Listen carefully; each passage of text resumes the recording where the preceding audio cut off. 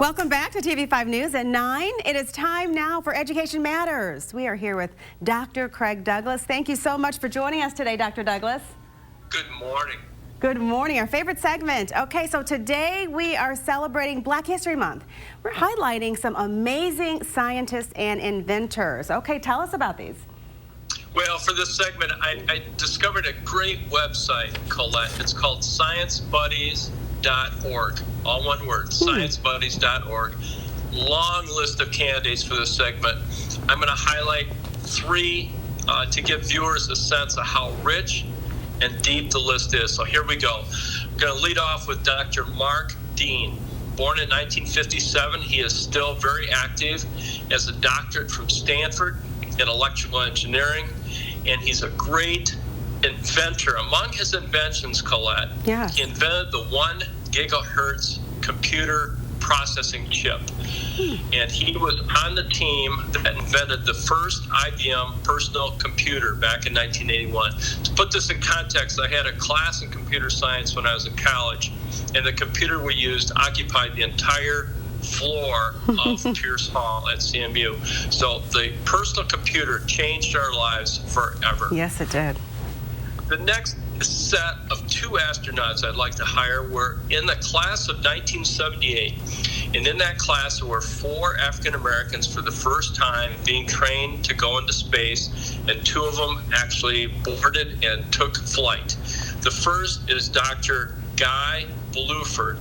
Born in 1942, he is still very active. He is now in business. But at the time, he was our first African American to fly into space. Flew 4 shuttle missions, twice on the Challenger space shuttle and twice on the space shuttle called Discovery.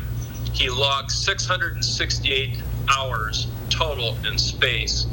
That's a lot of hours. Wow.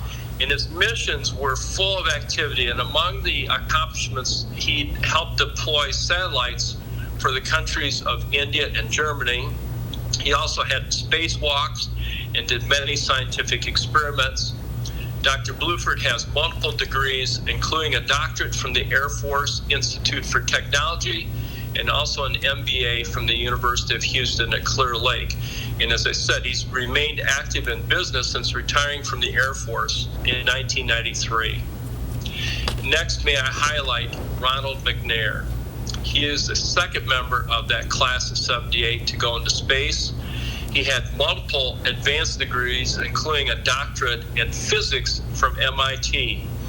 He first flew into space aboard Challenger in 1984 and logged 194 hours in space.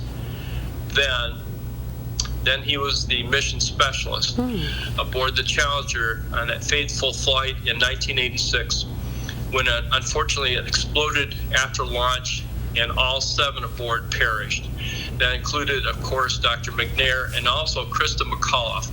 Krista was the teacher in space, and many were viewing the flight because she was going to report back lessons to students all across the world. At the time, I was teaching math in Big Rapids, and I remember how devastating that crash was.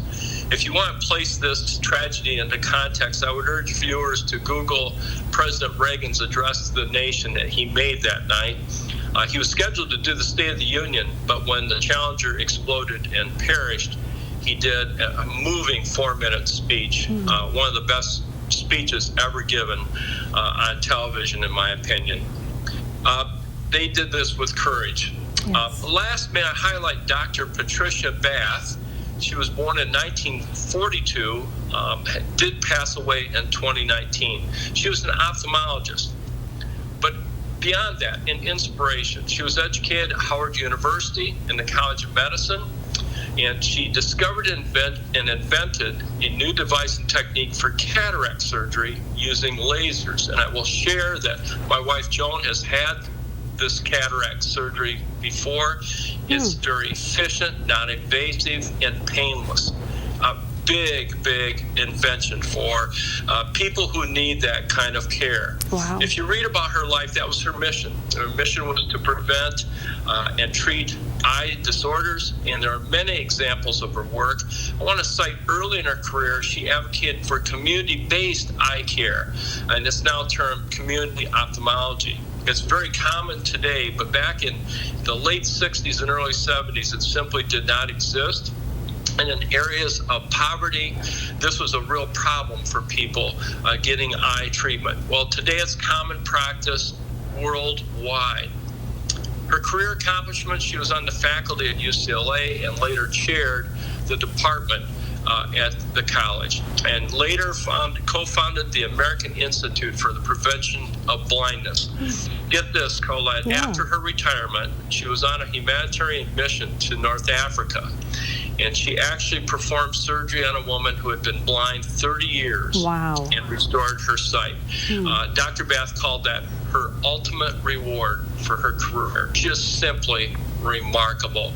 The accomplishments of these individuals and others are cause for celebration this Black History Month. I offer these examples with deep respect. Dr. Douglas, that was just amazing. Thank you for introducing us to some people and scientists and inventors that we may not know about. That was very intriguing to learn about. Dr. Douglas, will you give us that website again with more information on that? Yes. Science Buddies. You know, I need to double check if it's .org or .com. I think it's .org. Great. ScienceBuddies.org, and buddies are spelled with I-E-S. That's perfect. Thank you, Dr. Douglas, for joining us again with this valuable information. We appreciate it this Black History Month. Some brilliant minds, right? Yes. Take care.